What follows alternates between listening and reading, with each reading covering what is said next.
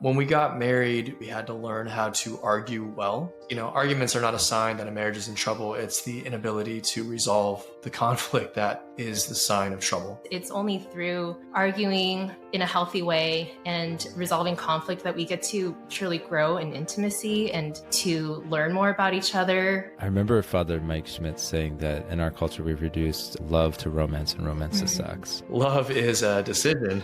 It's willing the good of the other. Happiness isn't an end in itself, and that's what most of Western culture is doing. They want to arrive at happiness like it's a destination. How has marriage brought you guys joy? Marriage for me has been so healing, knowing that I can be my most vulnerable, ugly self, and this man chooses to love me every day.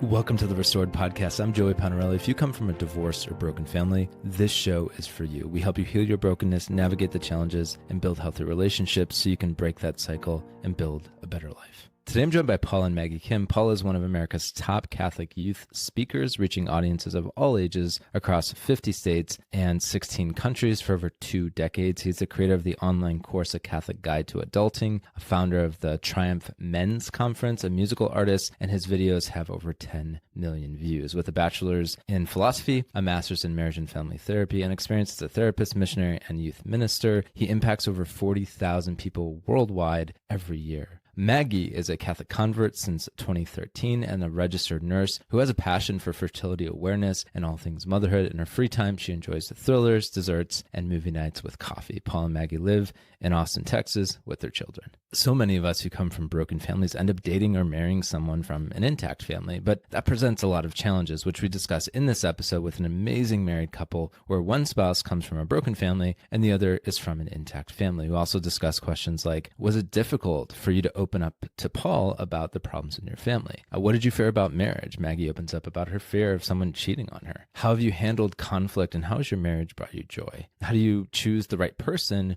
who won't change after the wedding? And finally, you'll hear about a resource for young adults as a New Year's resolution or any time of the year. And so if you come from a broken family and you're dating someone or marrying someone from an intact family or vice versa, this episode is for you. In this episode, we do talk about God and faith, and if you don't believe in God, you're totally welcome here. Anyone listening for a while knows that this is not a strictly religious podcast, so wherever you're at, I'm glad you're here. If you don't believe in God, my challenge to you is this: just listen with an open mind, even if you're to skip or take out the God parts, you're still going to benefit a lot from this episode. And with that, here's the conversation. Paul, Maggie, great to have you on the show. Thanks for being here. Thank you. Thanks for having us. As we usually do, we'll just dive right in. Maggie, when you came on the show previously, that was episode 64 for anyone who wants to go revisit that. You shared really openly about how your parents' divorce had affected you. But Paul, I'd like a little bit of context on your family, if that's okay. What was your family like growing up? I do not come from a family of parents who divorced, thankfully. But, like everyone's background, my family was far from being perfect, right? Unless your parents' names are Saint Joseph and the Blessed Mother, chances are it's going to have some problems, right? And so, born to Korean immigrants, just like Maggie was, and being born in Southern California, being raised Korean, growing up in America, having sort of like this bicultural expectation, which was very fascinating, very difficult to kind of navigate as I'm comparing myself to my peers and I'm seeing how my parents are raising me and I'm like, why? And now as a grown man, obviously, I think I have a better appreciation for culture, for diversity, for things that frankly are good in every culture, and also identifying things that are not so good and having a deeper appreciation from where I come from. Thanks be to God, my parents, they tried their best, like every parent is trying. I think as you get older, you come to realize that parenting isn't as easy as you thought it would be. We have 6 kids now. And, when I give talks at parishes and events and things like this, when I'm talking about marriage and family, I always tell them, the ever trending phrases that parents universally say, when you become my age, you'll understand what it's like or what I'm saying. My parents just sounded more Korean than, Midwestern.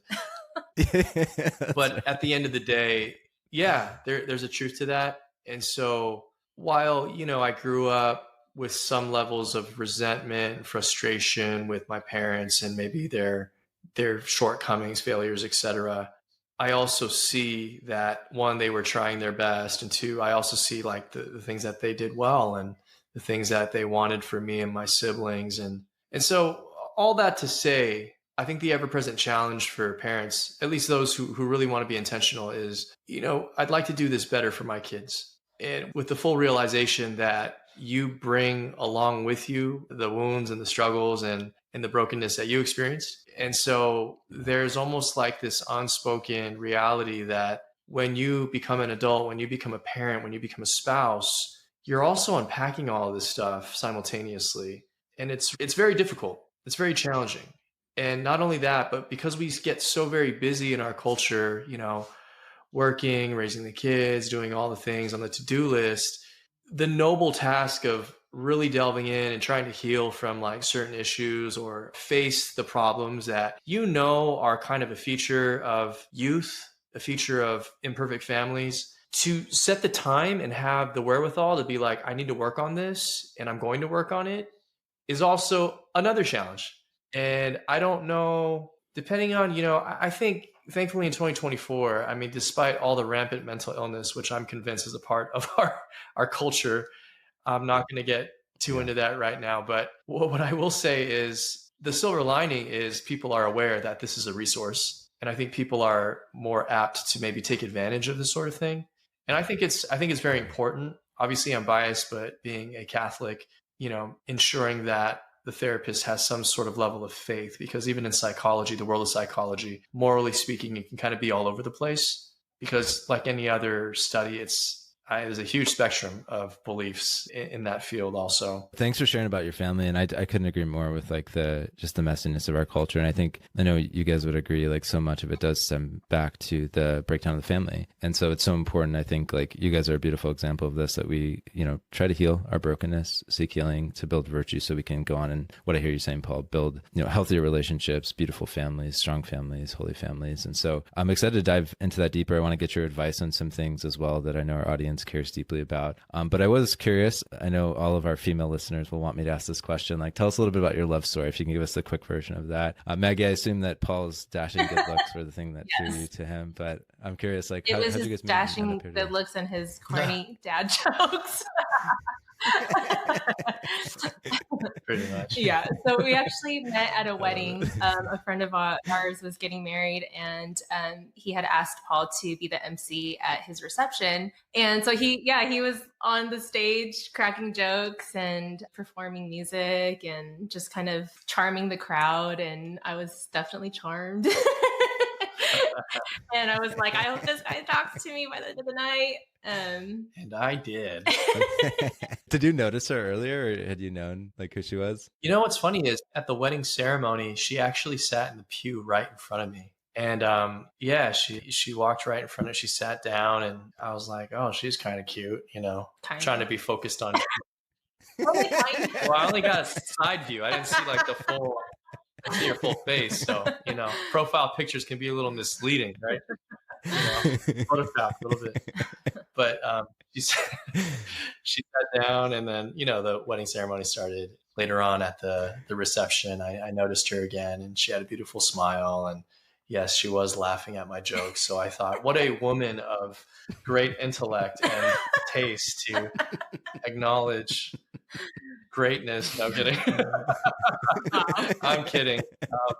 And so, I approached her and introduced myself. And then later on, my pickup line, if you will, wasn't really a pickup line. It was just an intro, was I noticed she had like tattoos on her shoulder. So in my mind, I'm like, this is going to go one of two ways. Either she's like a crazed party girl, which I'm too old for, or like, or there'll be an interesting story. And so like I asked, what's the story behind your tattoo? And then that was kind of the intro.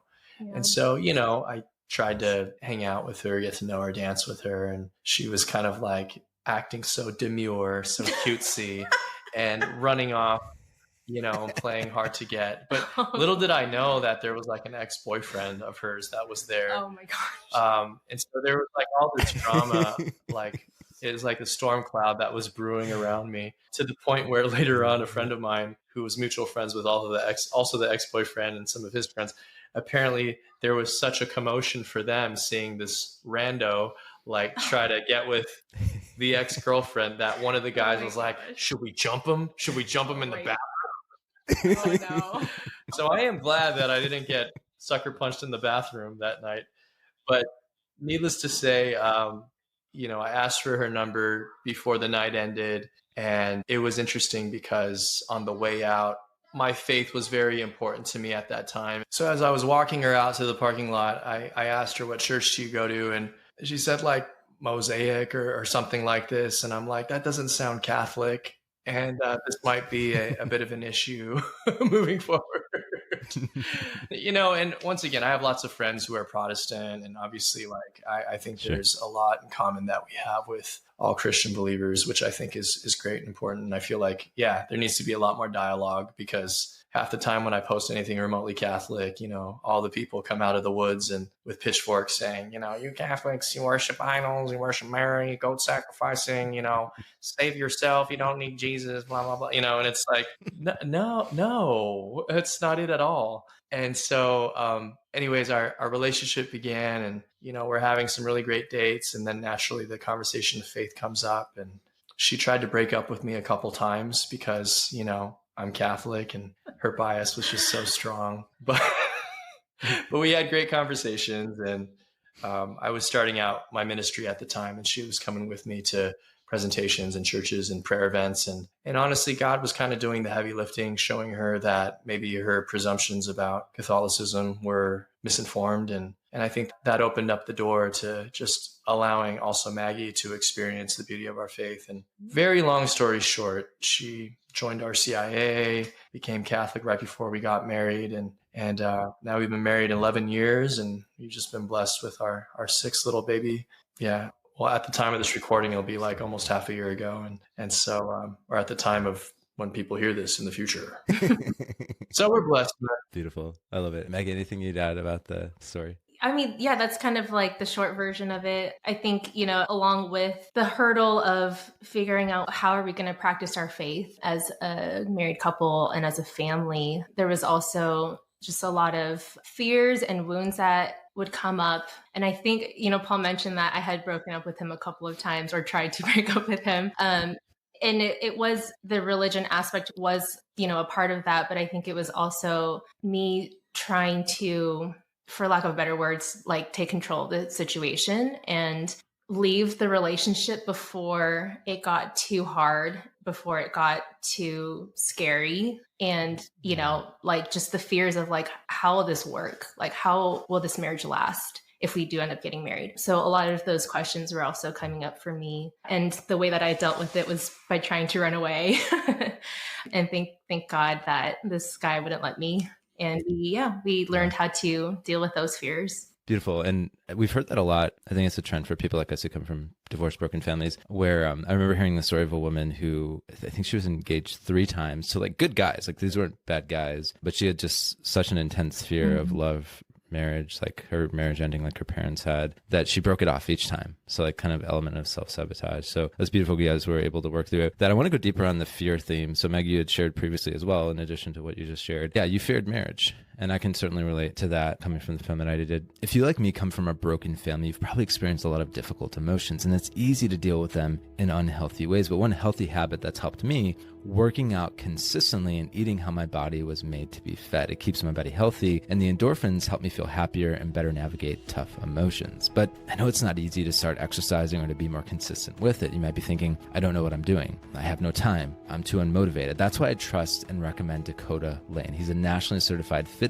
and nutrition coach who's helped 1,000+ clients, from beginners to even pro athletes. As a devout Catholic, he creates personalized fitness and nutrition plans with 24/7 support and one-on-one coaching. And since it's all online, you can literally work with Dakota anywhere in the world. One client said, Dakota changed my life. His program is worth every penny. If you've struggled to change yourself for the better, Dakota is your man.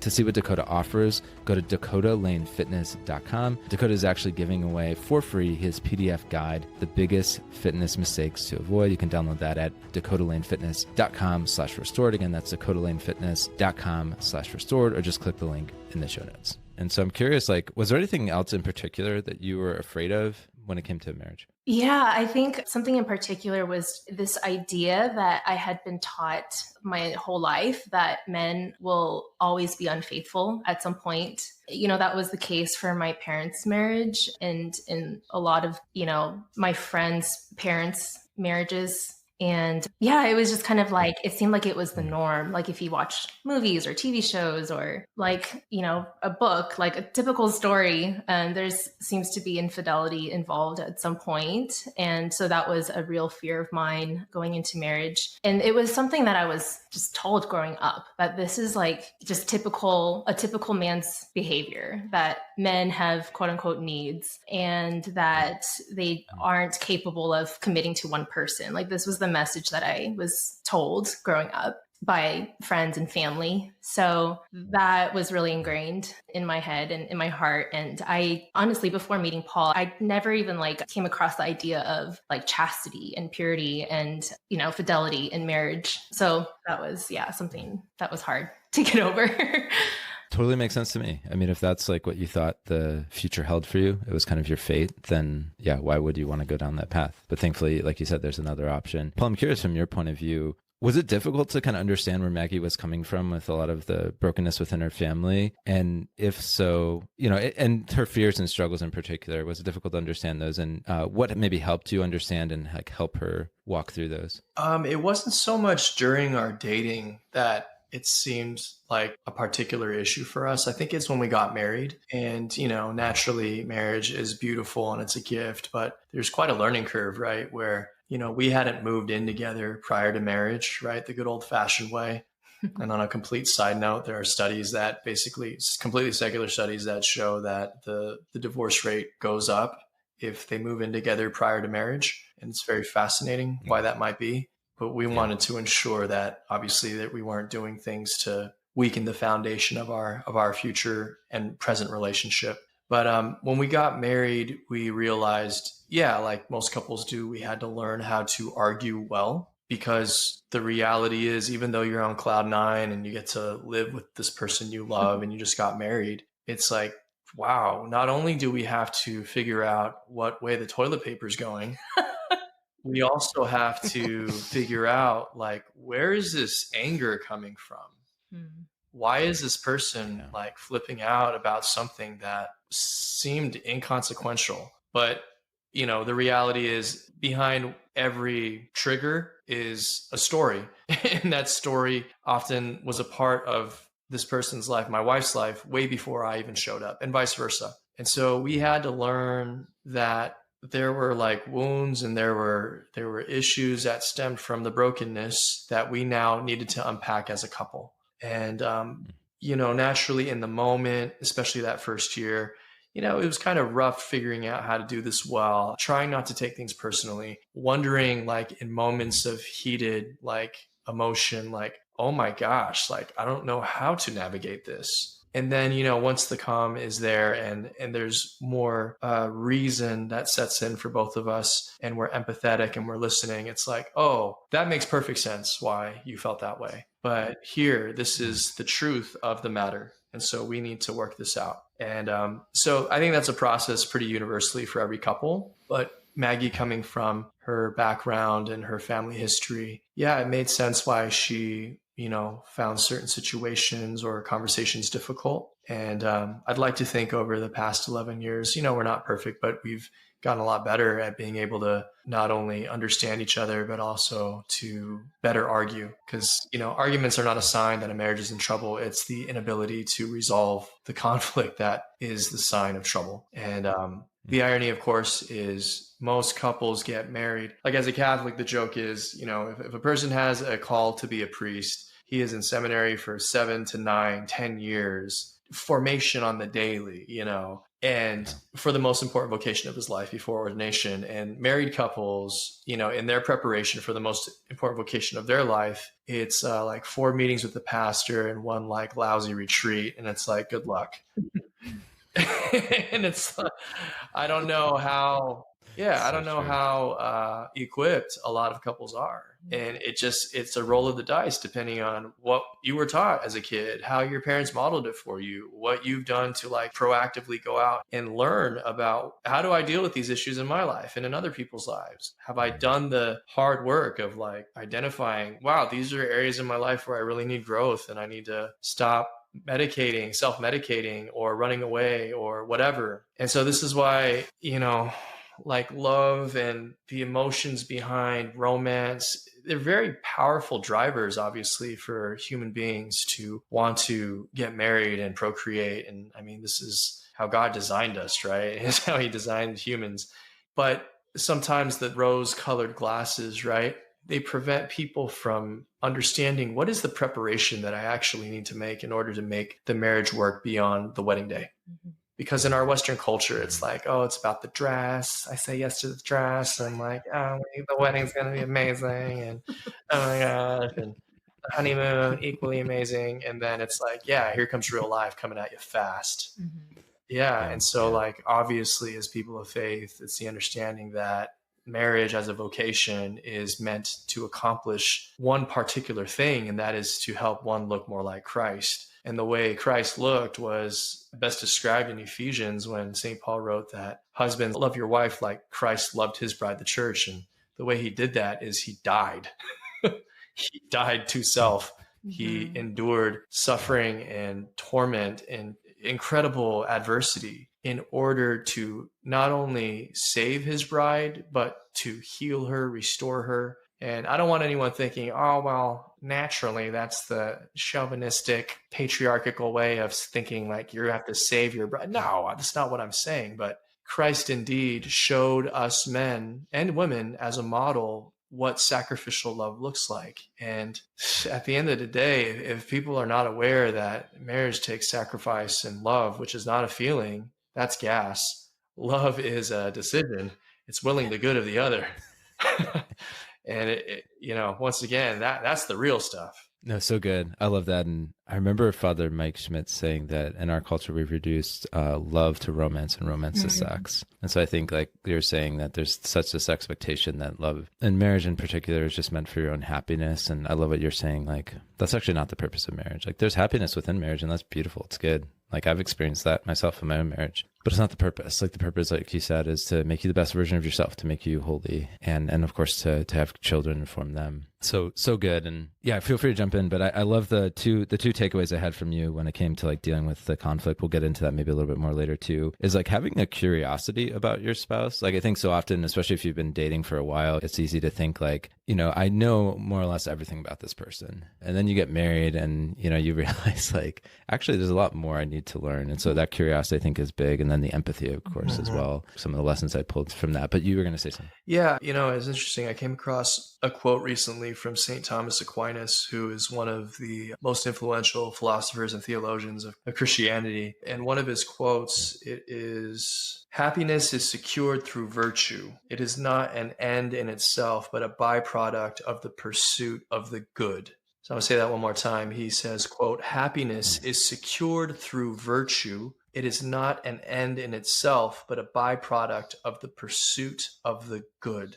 St. Thomas was all about figuring out, especially giving props to the ancient Greek philosophers who were also asking these profound questions of what is happiness? What is the pursuit that truly fulfills human beings? How does one attain this ultimate happiness or this greatest good, right? And even the Greek philosophers, while they didn't have faith in Christ or an understanding of theology, they just based on pure human reason kind of came up with the fact that it's through this practice of virtue.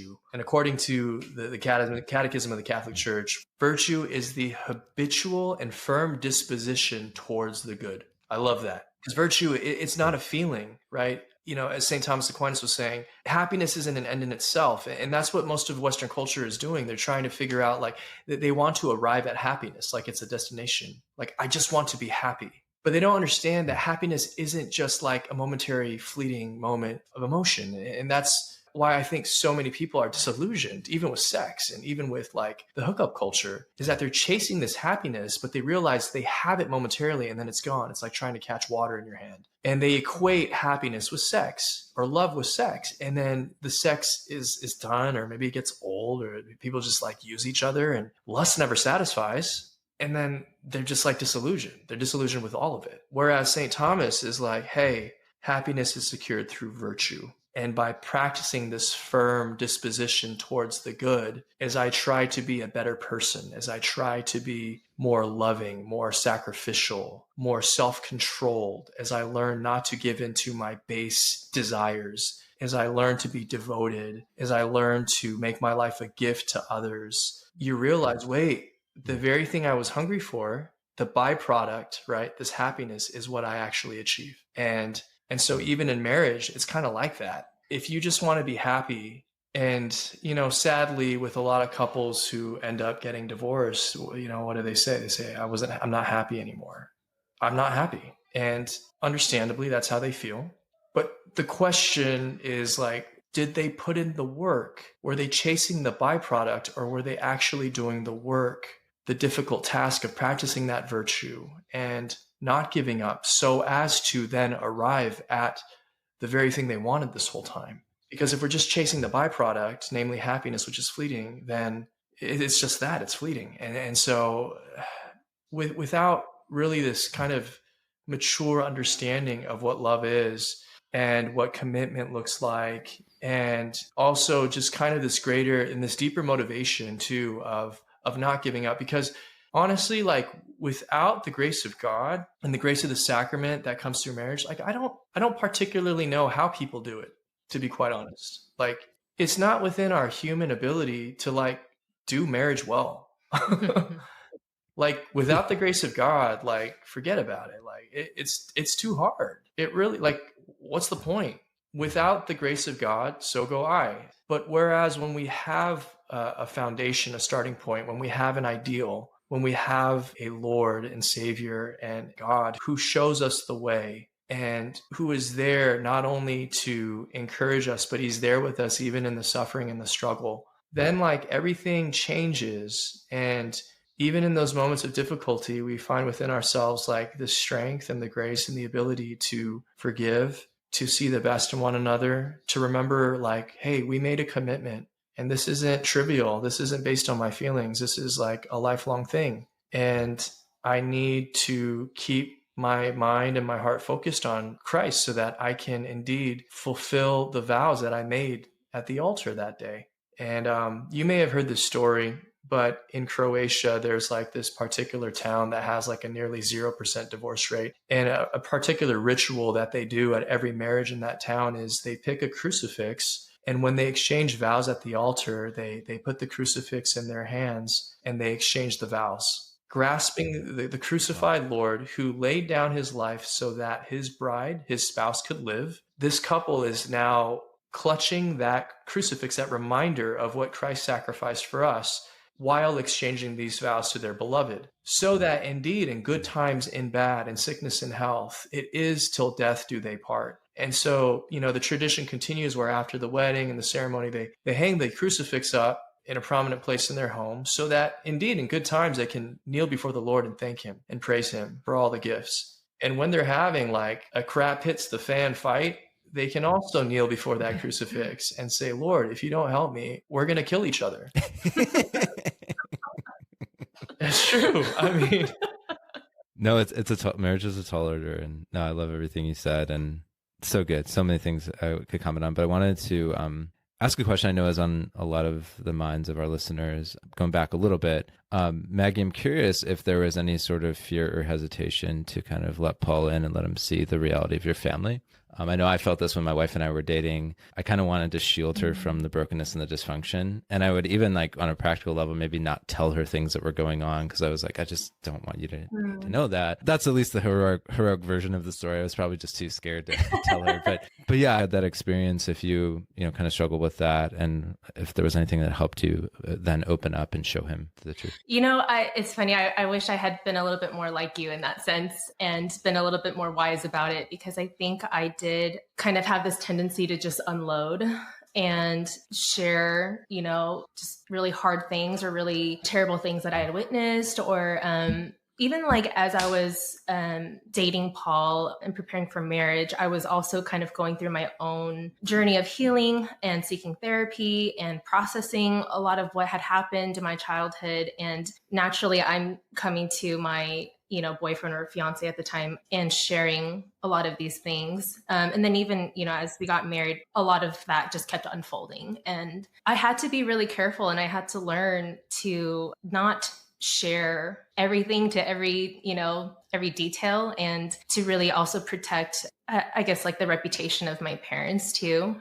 Because there were moments where I did share things like, this had happened to me when I was this age, or I remember witnessing this thing. And then while I'm kind of learning to heal and forgive them through the processing of like what had happened, Paul is like now experiencing it for the first time through my eyes. And so I think we had to kind of find that balance of like sharing, but knowing how much to share so that he can also, love my parents and see the best in them, and not just see them through this lens of hurt and woundedness. So I think I kind of had like a little bit opposite of what you went through, where I had to learn how to like reel it back a little bit. Totally makes sense how there's like kind of two ends of the spectrum, and I maybe didn't share enough, and like you said, maybe there was some oversharing on your end. But yeah, I think if I had to choose though, there's something I think better about having the open communication, but I totally get the struggles that could come from that. So no, that I think that's helpful. And I know that our listeners could probably relate to both experiences, different listeners to different experiences. There's so much we could say about that, but I really want to get to like kind of this lightning round of asking you guys advice. So is it okay if we transition to that? Yeah. Sure. Sweet. Okay. So you can be as brief or as thorough as you want. One of the struggles that our audience has is that they've expressed this fear to us where they end up marrying someone they think is solid, they think is good, but then they change. They become not the person that you married. A lot of them have witnessed that in their own parents' marriages. And so I'm curious, like, what's your advice for like really vetting the person and making sure that, they are virtuous and they are the right fit for you? You want to go first? Go ahead.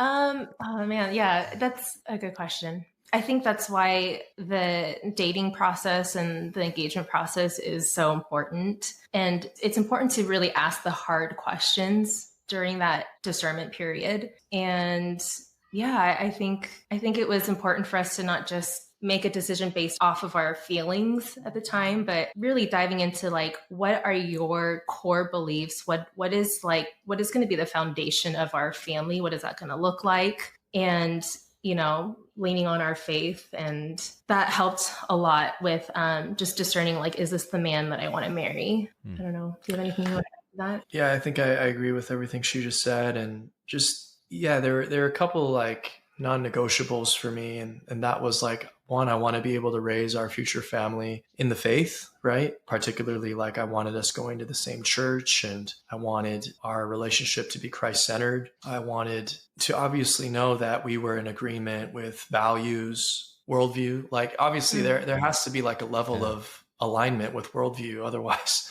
it's going to be a pretty difficult road ahead. Not only worldview, but just values in general. And so, naturally there have been some like relationships dating wise where there's some things, but that we aligned on, but then there were obvious red flags or things that we didn't align on. And so the reality is like, once those feelings and emotions fade, which they will, it's not going to be like a flamethrower of romance, like all the time in marriage. It feels that way sometimes when you're dating, and it can really blind you from asking the more important questions of like, is this a person who I'm comfortable like entrusting my future kids to? Like a question I've heard which is a really good discernment point for people who are dating. But if I had a future daughter, for the ladies out there, would I be comfortable with her dating a guy like this? And same thing for the guys. If I had a future son, would I be comfortable with him dating a girl like this? And it's a good question, because it's one thing to just like each other or be able to just, get along for the most part, have meals together, do fun things, feel romantic.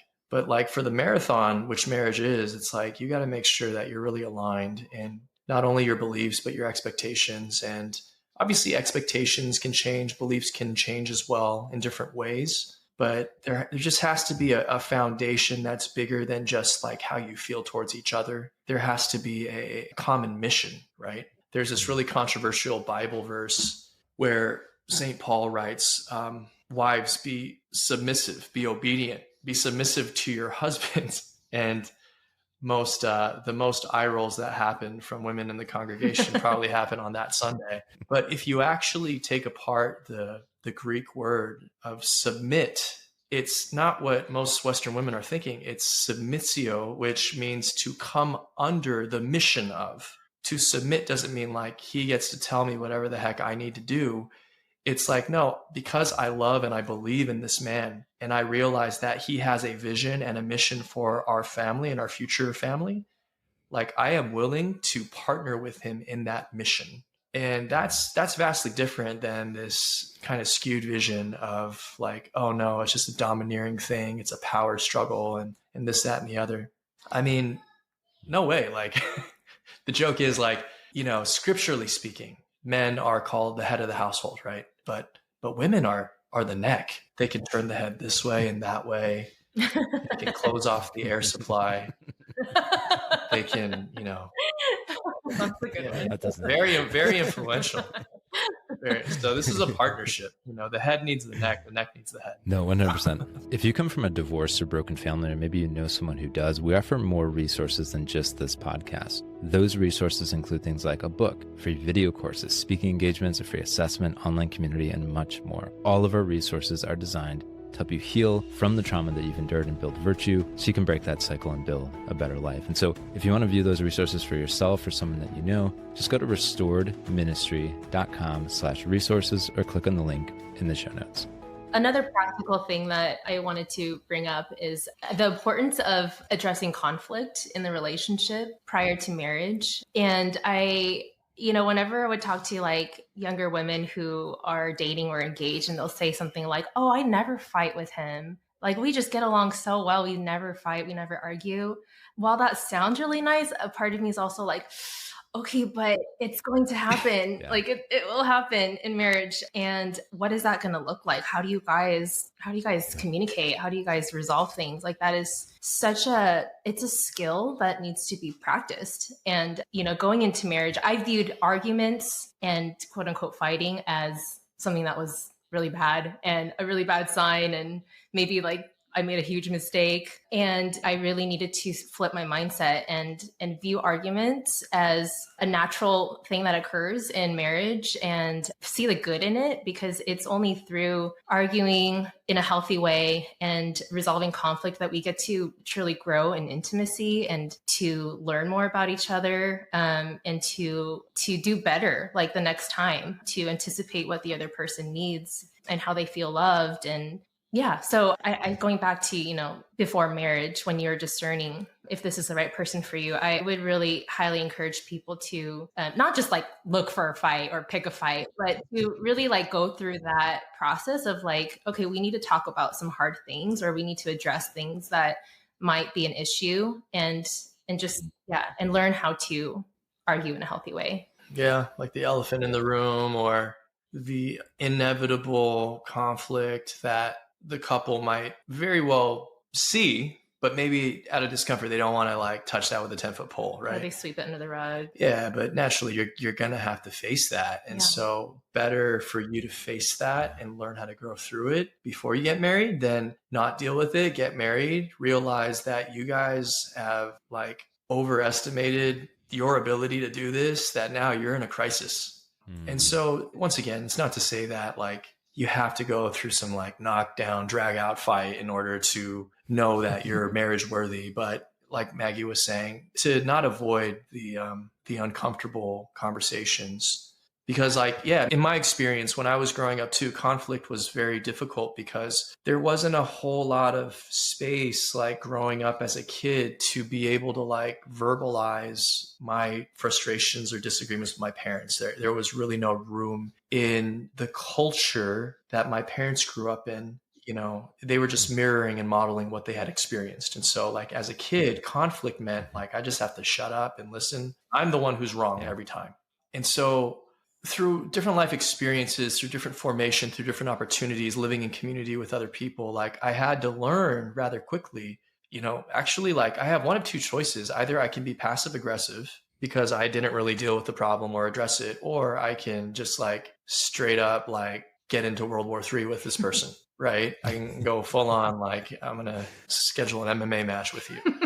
Neither are necessarily helpful, right? And so even in marriage, it's, like I said earlier in this interview, like conflict isn't a sign that your marriage is in trouble or your relationship. It's the inability to do so. And so, yeah, there's a purely secular resource out there that still is pretty good. The Gottman Institute, Dr. John Gottman is like one of the foremost experts on marriage counseling. And he has like basically pretty profound studies on being able to indicate whether a couple based on like one hour session are going to last or get divorced. And the great indicator for him, based on these couples he journeyed with for like decades, was the inability or the ability to, in a healthy way, resolve conflict. And also the existence of what he called the 4 deadly horsemen in a marriage or a relationship. And based on the existence of those 4 deadly horsemen, he was able to indeed, with over 90% accuracy, figure out if a couple was going to make it or not. And so it's pretty wild. But once again, like resources like that, helping couples to like avoid certain pitfalls. The 4 deadly horsemen, by the way, are criticism, defensiveness, stonewalling, and contempt.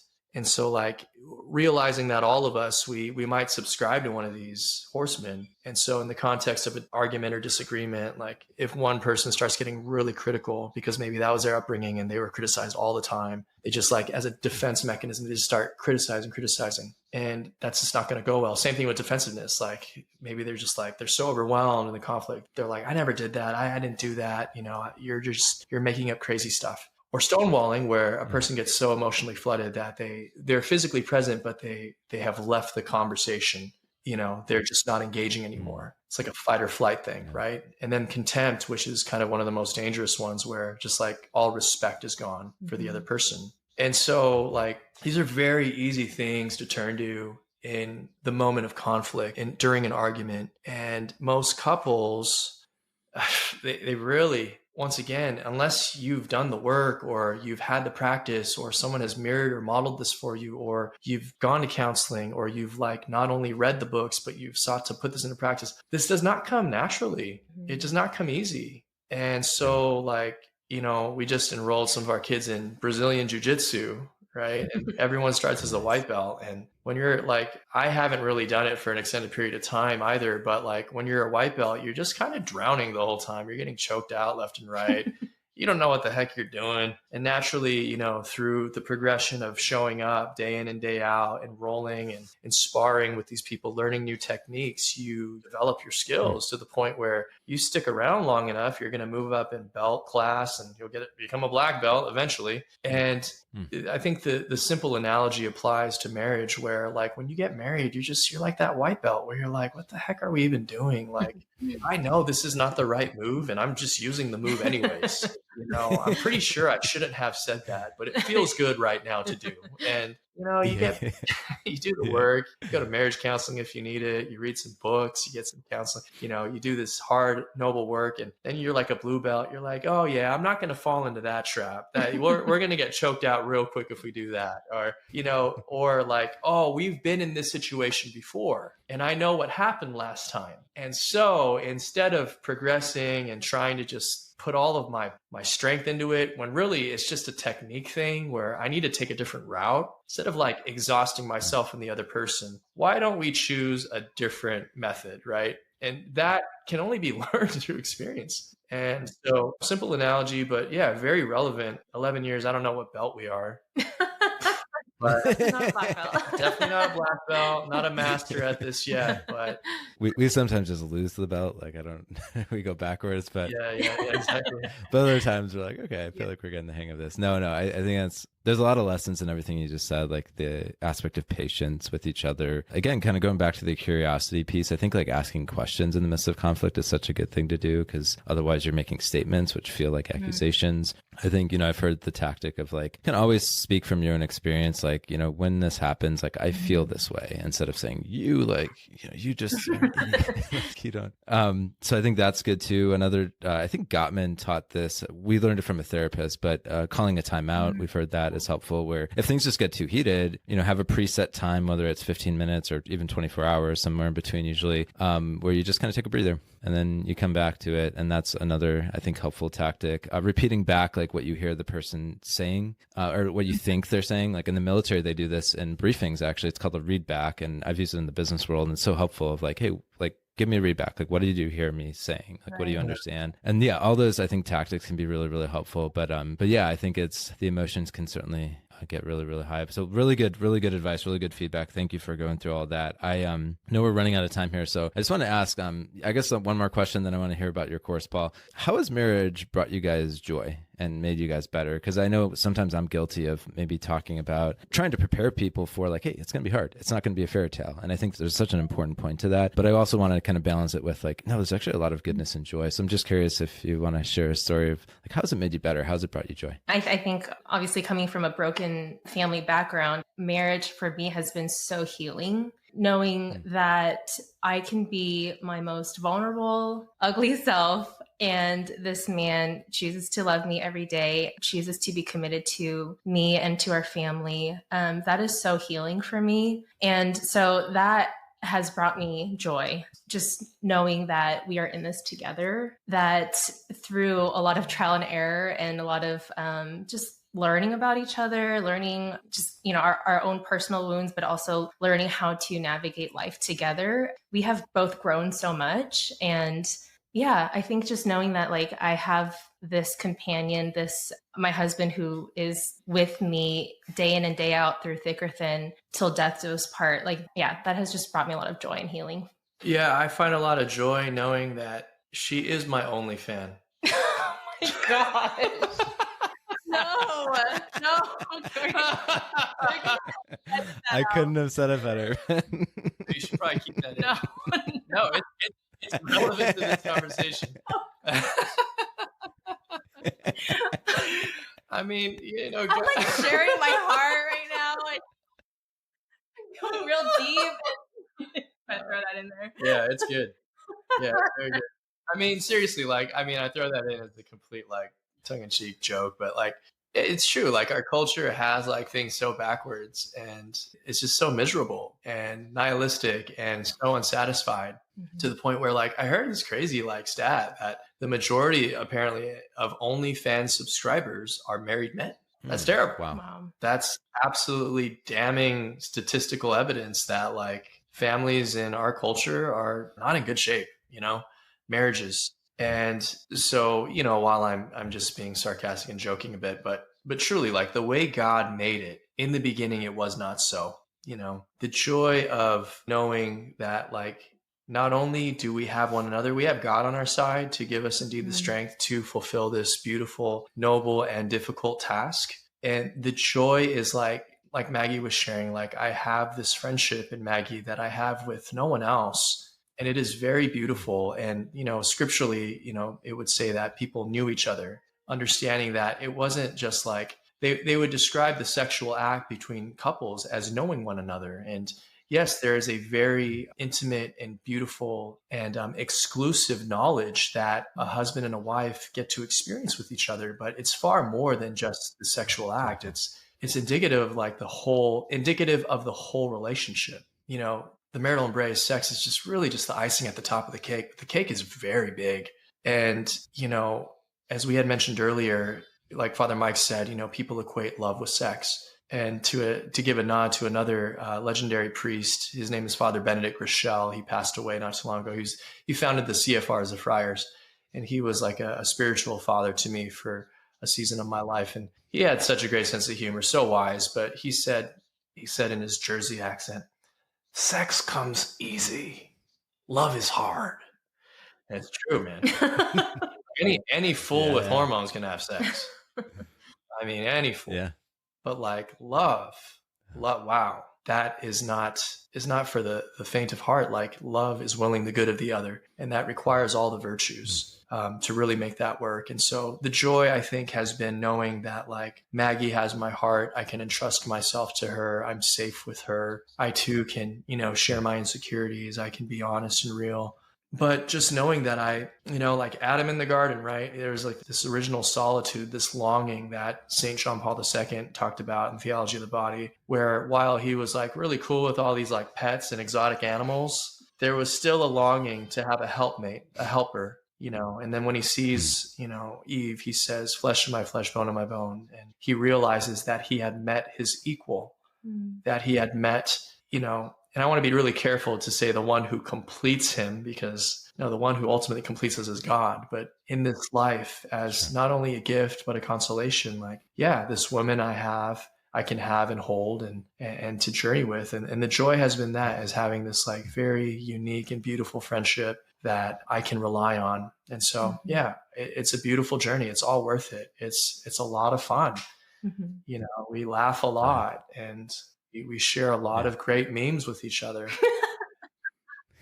Probably the best, I love it. No, so good. Well, thank you guys. And it's just been so good kind of watching you from afar. I love the content you put out, and it's cool to see your beautiful family. Before we close on the conversation, though, I want to make sure that people know about your course, because I think if they want more advice like we're talking about here, you've built that. You deliver that through your course. So tell us a little bit, what is it? How does it help people? How do they get it? Yeah, absolutely. So a few years ago, I created a course called A Catholic Guide to Adulting. And adulting being that, kind of pop cultural reference of all things having to be an adult and put my big boy pants or my big girl shoes on. And it's true, like after college, the young adult experience, it's rough because there's a lot of things being thrown at you, everything from faith and finances to dating and discernment and my mental health and these issues that are coming up and these interpersonal conflicts that I keep facing at work and romantically and with my parents and siblings